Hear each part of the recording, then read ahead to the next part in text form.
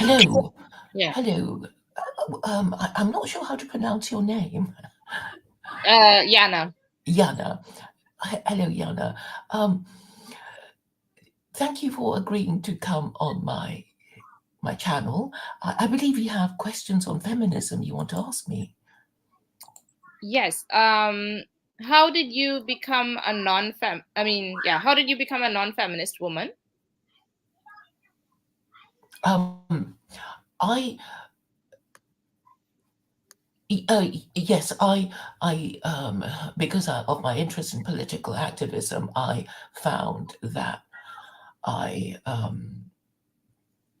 that feminism or men's fear of offending feminists was a major reason for them not doing the obvious thing to solve their problem.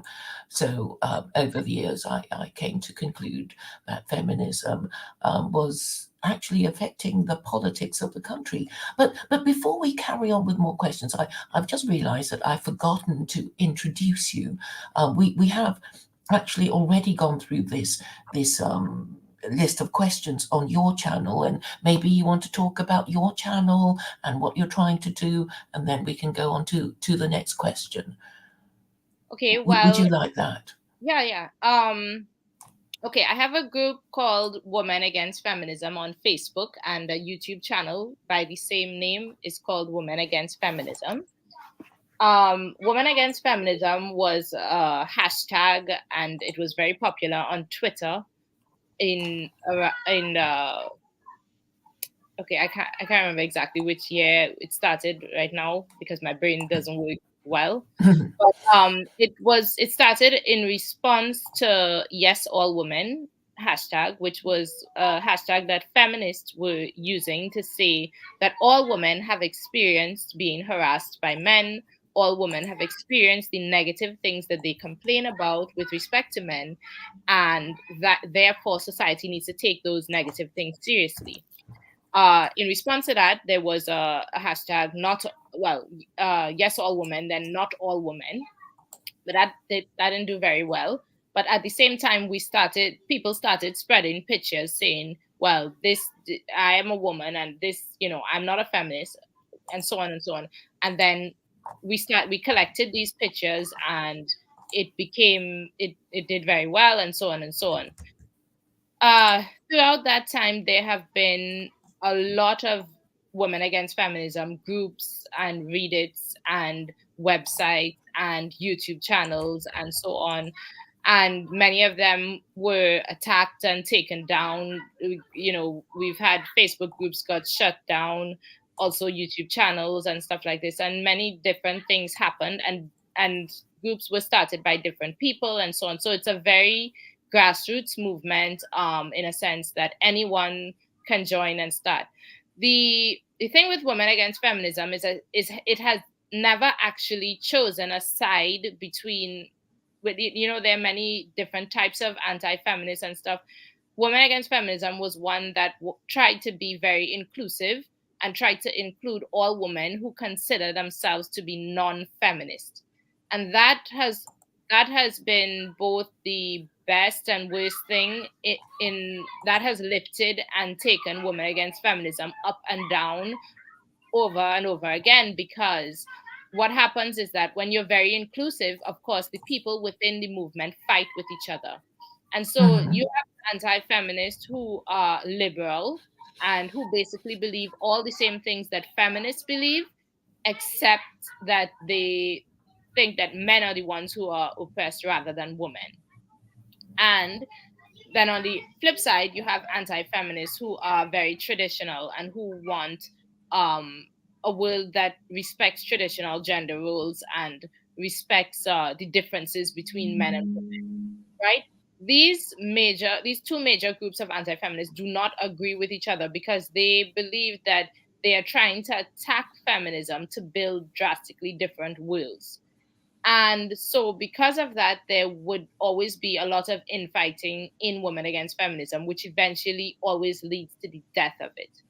And these are just two groups, but in reality, within Women Against Feminism, there are way more groups than that. There are anti-feminists that are very focused on nationalism. There are Christian anti-feminists. There are anti-feminists who are focused on issues related to trans and LGBT people. So there are many different reasons and things that bring women to become non-feminist, and some are not even anti-feminist. They just, have little issues with feminism there and then want to say that they're not feminist because of this, but it's not that they're anti-feminism.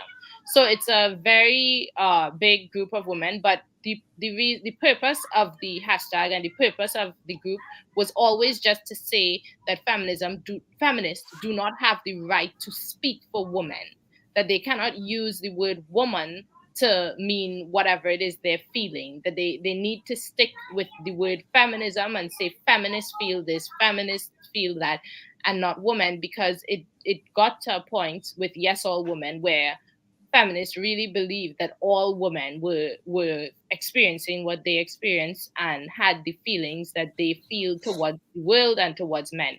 And that could not be further from the truth. All women do not have those feelings.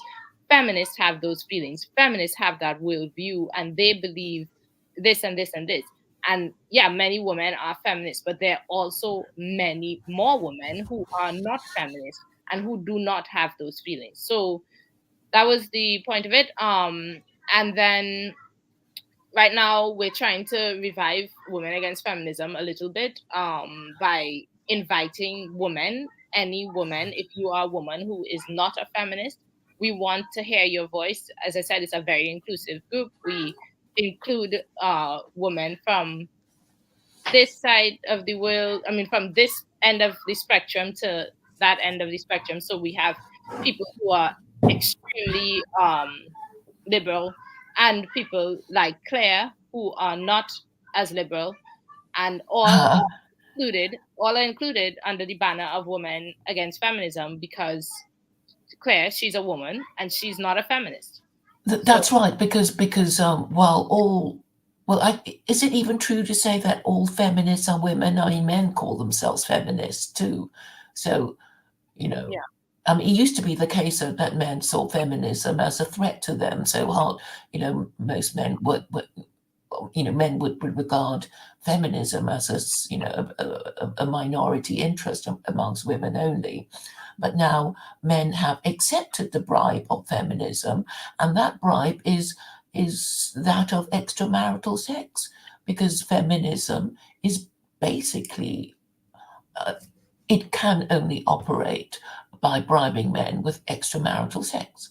Mhm. So it's saying you can I think have the other bribe fornication, is, you of course, can have sodomy. that you don't have to work as hard, that she's gonna provide, That's because right. the yeah, providing has always been a burden on men. Of course, it is a burden to provide. And feminism bribes men by saying, hey, you don't have to provide. You don't even have to provide, and you're going to get everything that you wanted, which is, yeah, what you want: a woman, sex, children, whatever.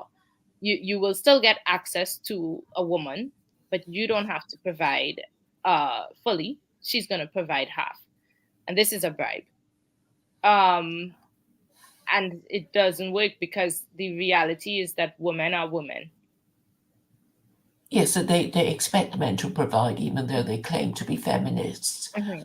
And um, have you had um, any particular experiences as a woman with feminism that has made you take an interest in the subject? No, actually, yeah, to flip the questions that I asked you on me, I I grew up traditional, I guess, or whatever. Not really even, but I grew up within a traditional household.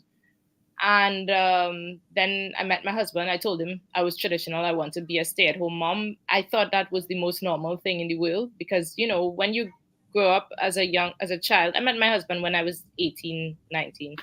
So when you grow up, you think the world is whatever happens within your family. You don't know.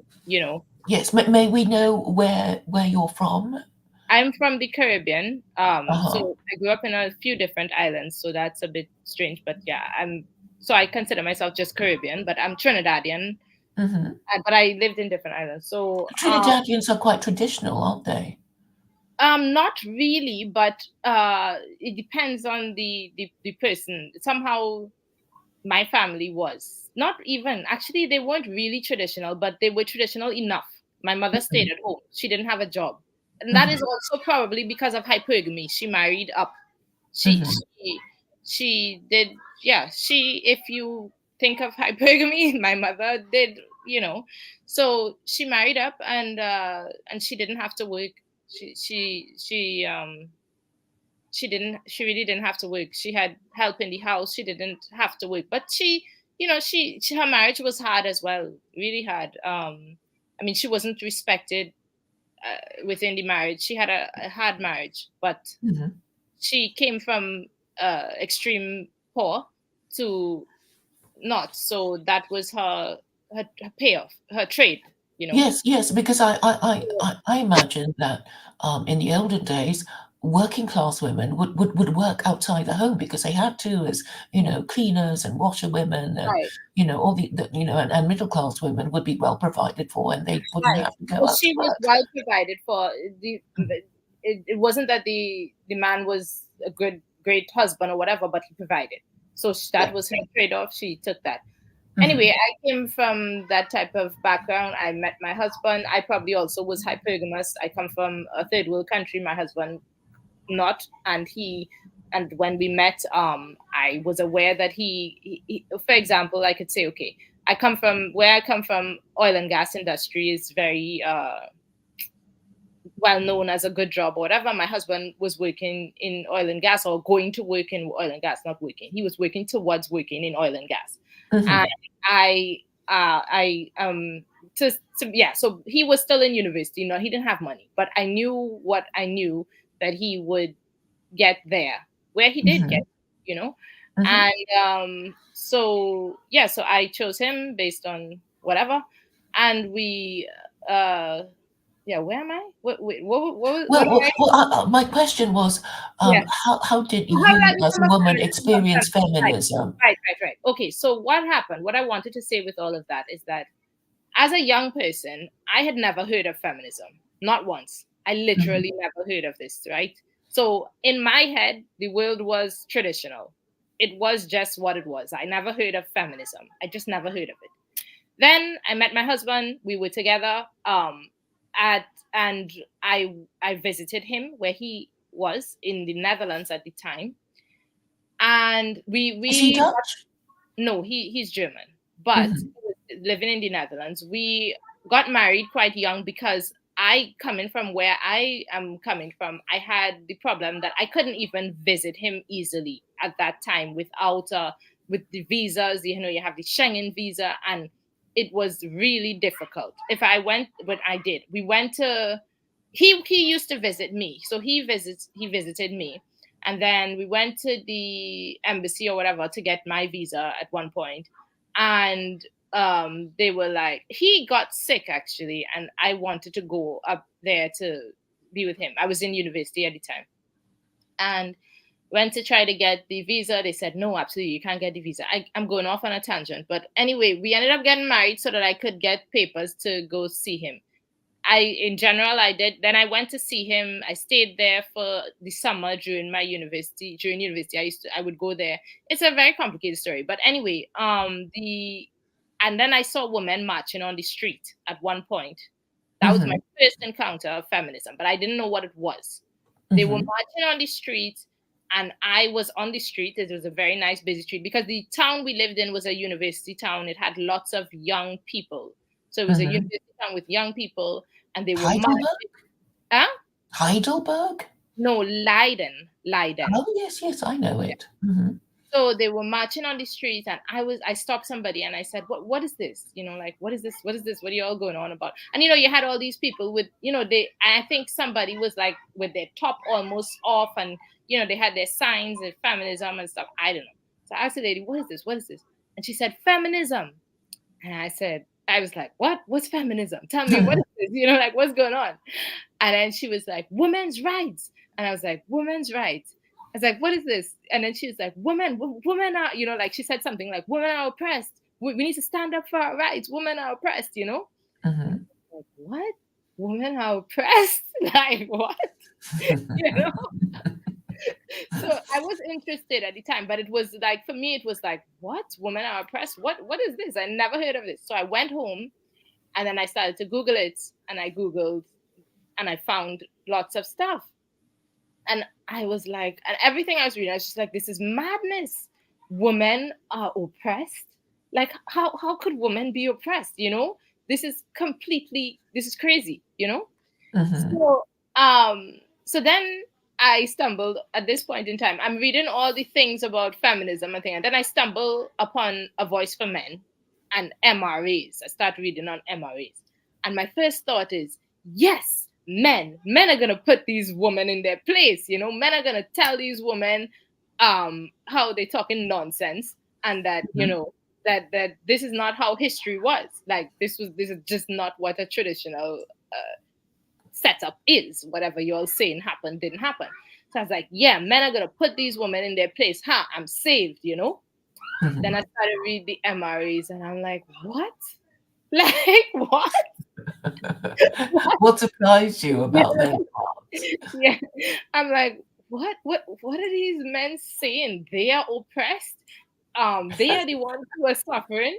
Like, what? They angry with women? What are they angry with women for? So I was just totally confused. So then I was like, okay, you know what? I need my own corner, right?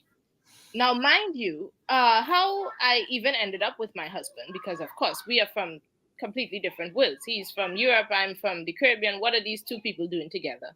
I have been never someone who was religious. So, and I am from the Caribbean, which is a kind of religious society. I mean, I don't know how to explain this very well, but the Caribbean is not religious in that the people don't really care about religion or God or whatever, but they are religious enough that, like, no one, not no one, but a lot of the people who I interact with don't think about it, and it's just like they accept it. Like, yeah, okay, Mhm. like, yeah, you Oh, know, these are the rules kind of thing.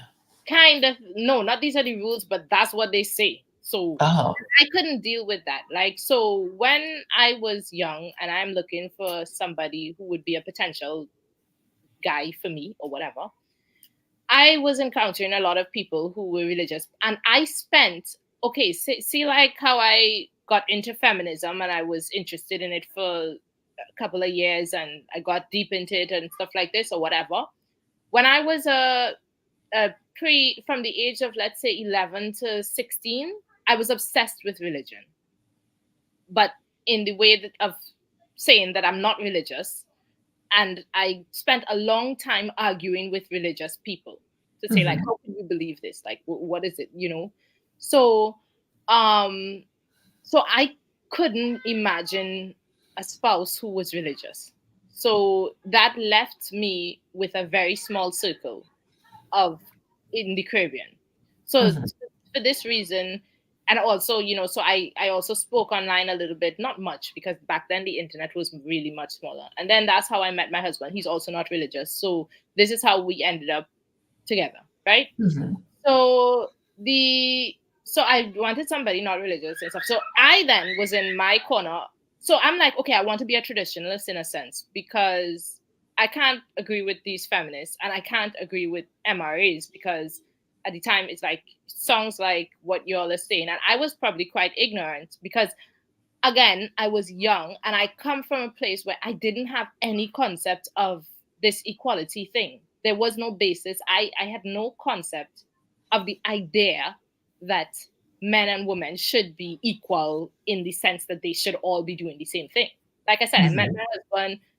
I came straight from the home to him, and I told him, hey, he did ask me. I do remember when we were early speaking, he did ask me, like, what do I want to do? What do I want to become? I was studying in university, so of course it seemed like, yeah.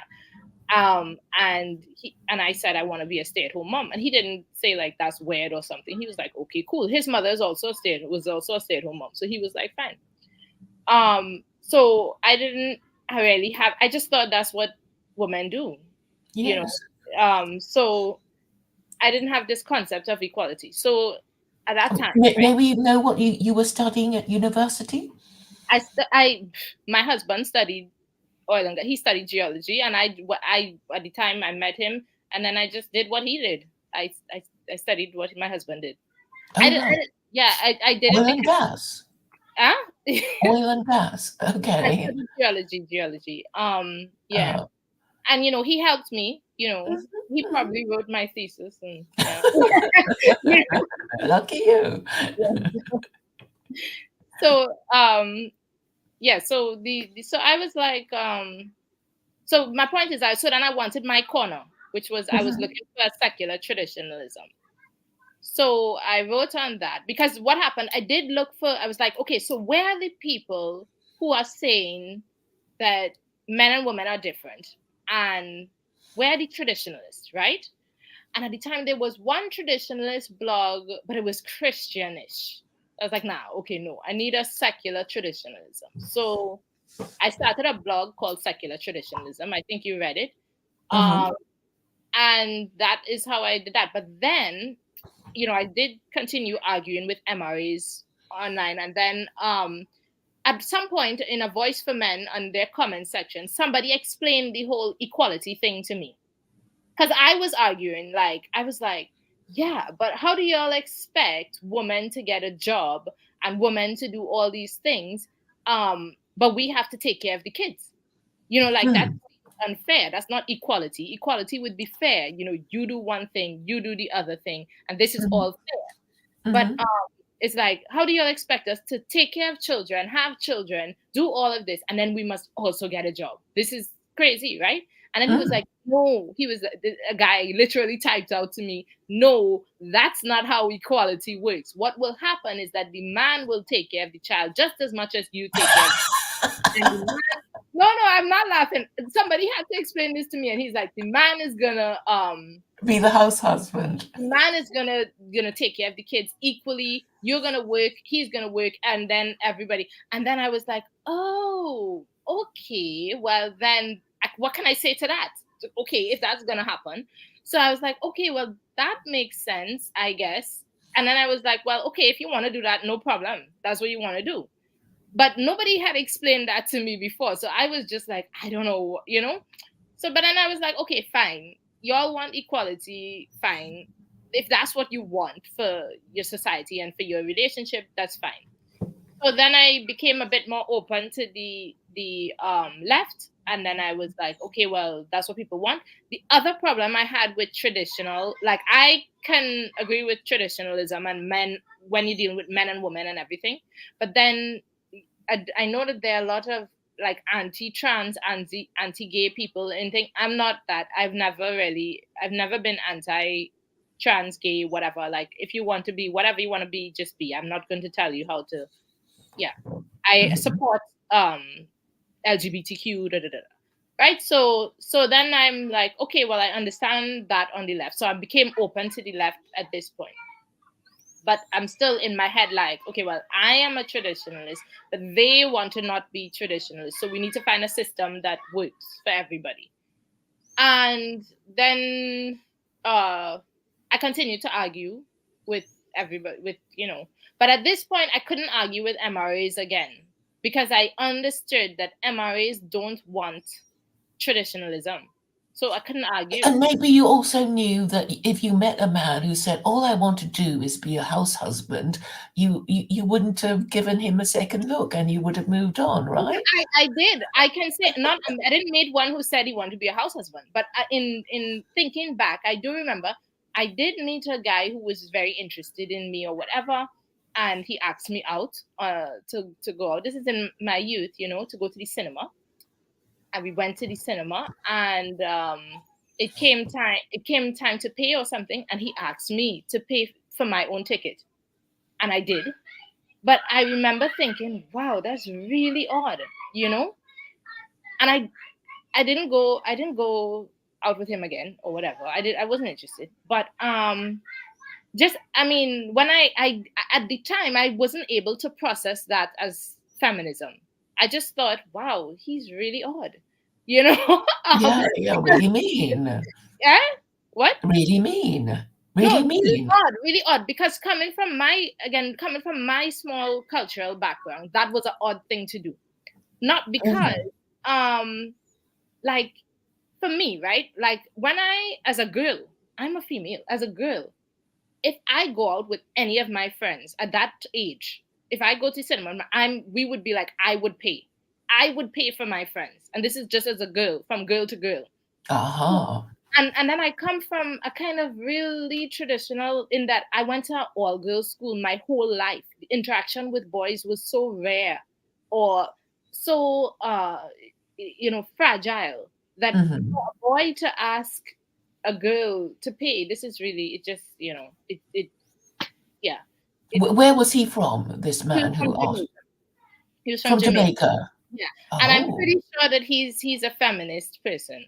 Now that I could reprocess, this is a feminist guy. This is no problem. I'm not even. I'm like good.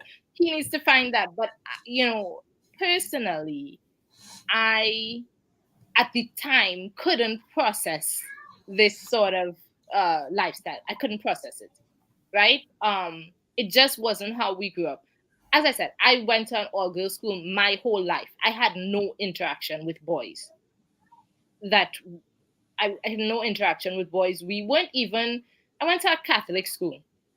They were Mhm. crazy. I can't even. They were totally crazy. It was run by nuns who were nuts.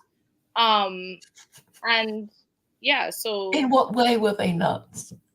okay, we like I did biology and stuff like this at O levels, like Mhm. Cambridge biology.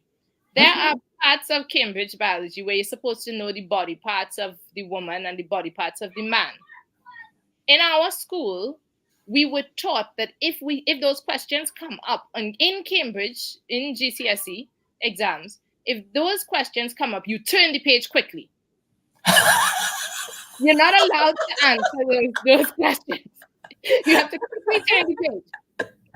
You understand? As in, they were fine with us failing O levels rather than teach us what is the body parts of men. Okay. You understand? That's a great story. Okay. Yeah. Hmm. Okay. They used to teach us stuff like that interactions with boys would they would just lie. They lied a lot and they were crazy. Um of course, in a sense, I didn't take that seriously at all because I was not religious. So I Mhm. didn't care about any of that stuff. I did not any of that stuff. Of course, some of it sticks, Mhm. regardless of what you do. Some of it sticks.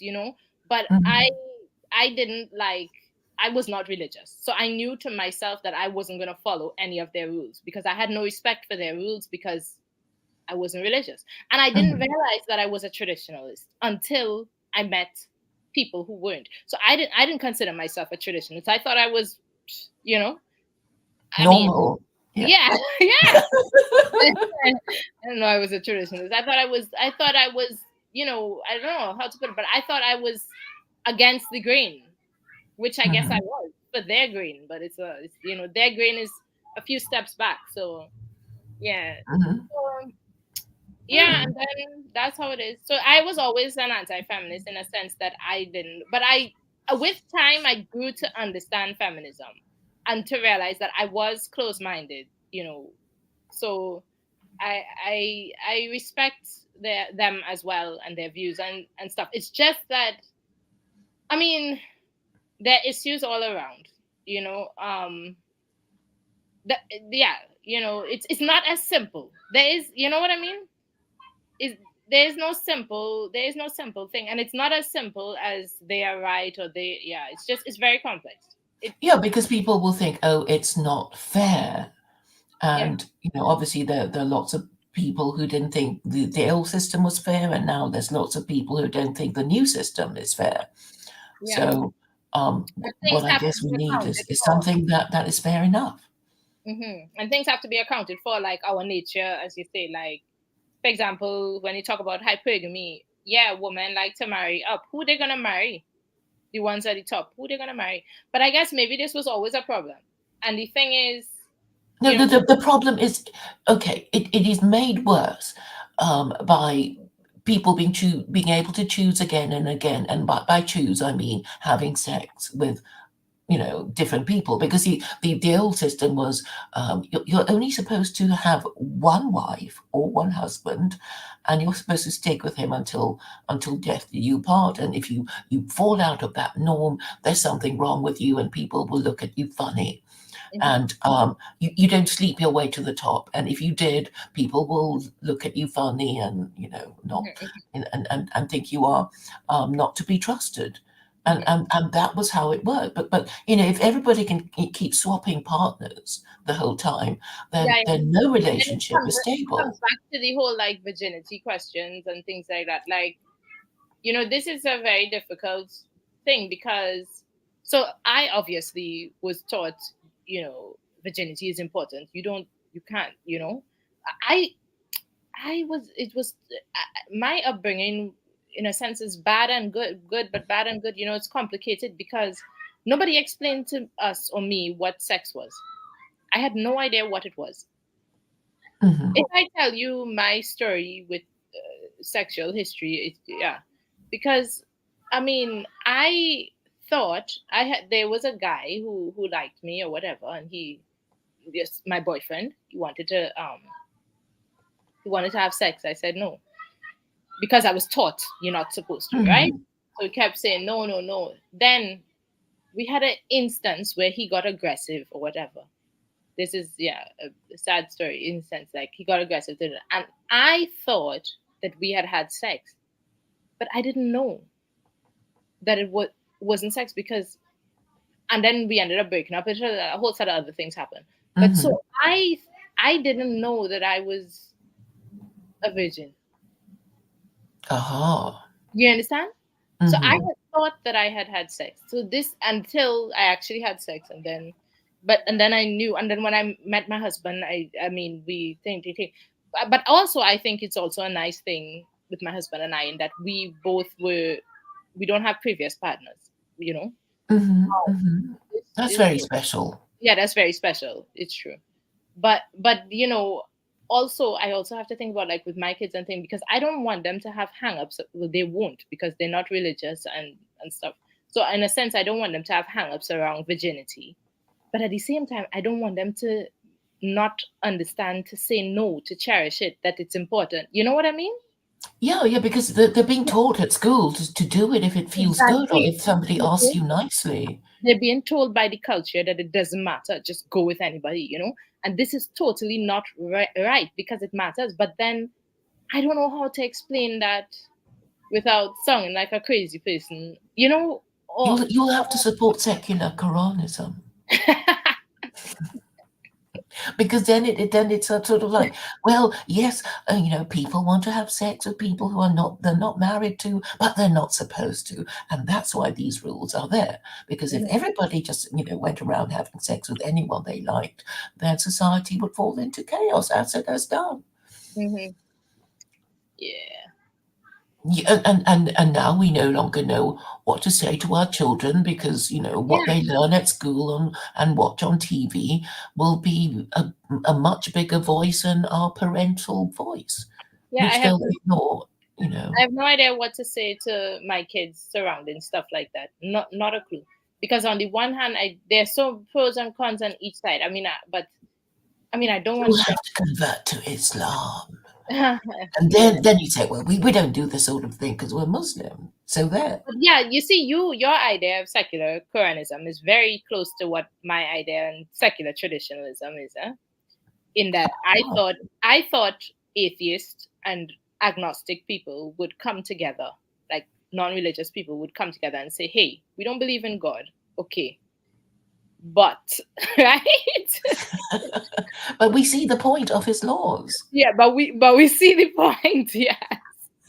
We see the point of traditional society and the culture surrounding religion. We get it, right? Mhm. I thought that is what would have happened. But it's really hard to find that because it's also like I see that, but I'm not okay with anything that's anti-LGBTQ. So everybody's gonna have their differences, and it seems like there's no group for us. Well, I don't know if you know that my regular streaming partner is Vincent Bruno, and he's a gaily married man.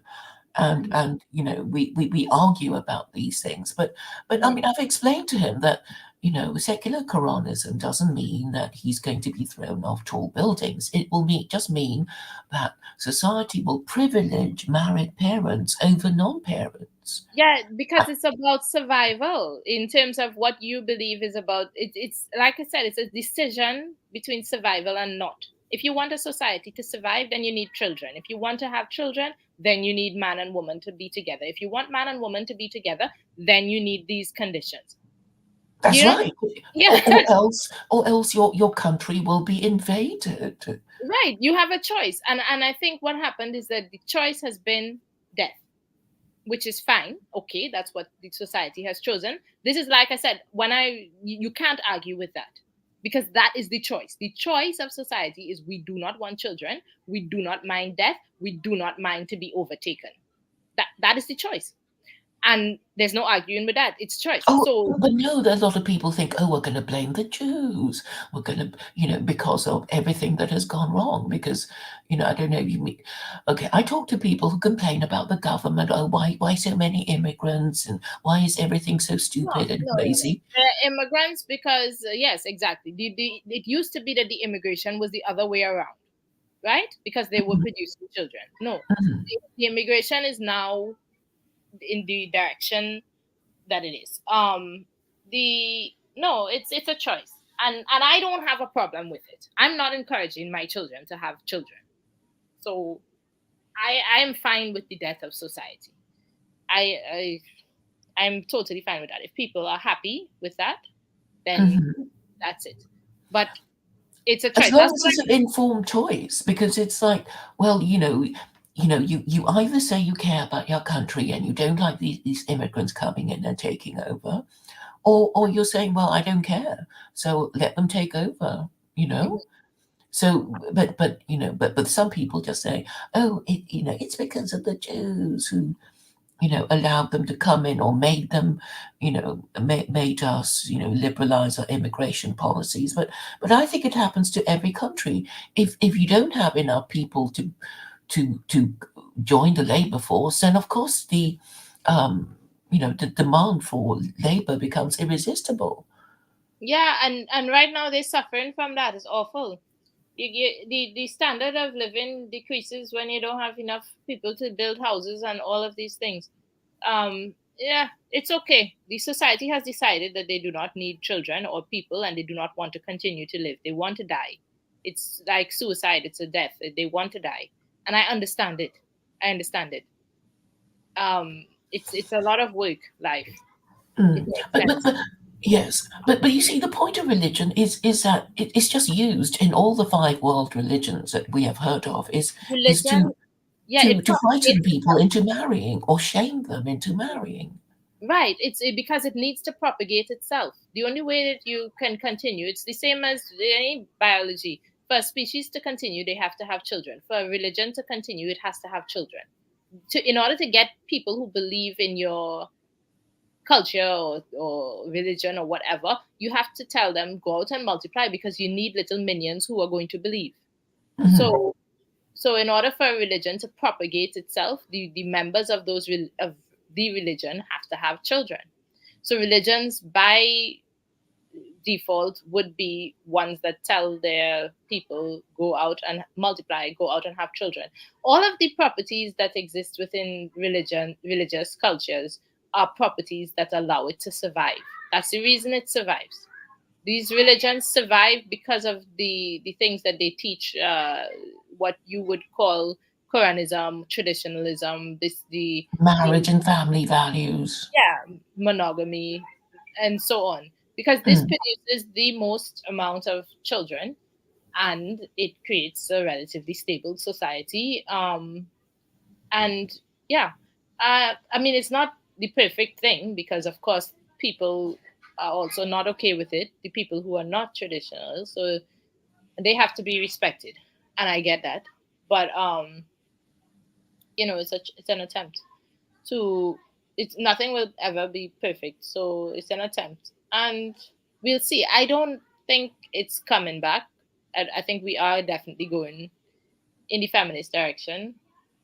Yes, I have Women Against Feminism, and I'm really interested in having people, women, come out and speak there from all walks of life, just because I don't want feminists to be able to use the name of women.